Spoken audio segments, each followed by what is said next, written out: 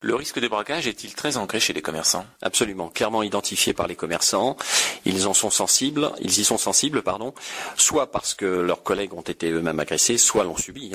Personnellement, ils en ont entendu parler. Aujourd'hui, la presse regorge d'exemples de commerçants qui ont été agressés, voire sauvagement agressés. Alors justement, quels sont les commerçants qui sont visés?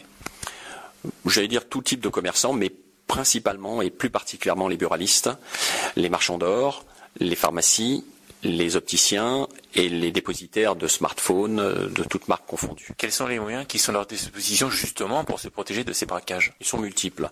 On va déjà commencer par sécuriser le site. C'est de l'anti-intrusion. On peut y associer de la vidéo, coupler les deux.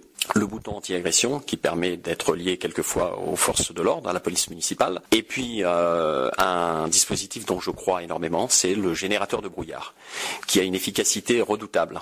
Pour l'avoir testé moi-même, en conditions réelles, à main tendue par exemple, lorsqu'il est déclenché, vous ne voyez pas vos doigts. Donc on associe souvent à ce produit soit un stroboscope, soit une sirène hurlante, voire les deux. Alors ça rend complètement inopérant l'action du cambrioleur. Quelles initiatives collectives peuvent être créées par les commerçants pour améliorer leur sécurité? Là aussi, de multiples solutions sont possibles. Je sais, pour en avoir connu certains, qu'ils se sont regroupés en associations de commerçants et ont fait appel à des gens comme à des sociétés comme Securitas qui ont demandé à ce que des rondes aléatoires soient faites dans le quartier de façon à dissuader les éventuels rôdeurs ou cambrioleurs.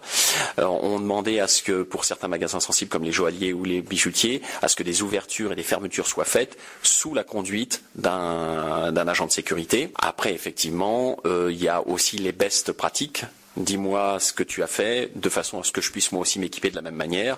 Et tout ça a contribué, pour beaucoup, à déplacer le problème, certes, dans un autre quartier ou dans une autre ville, mais en tout cas pour ces commerçants, ça les a rassurés.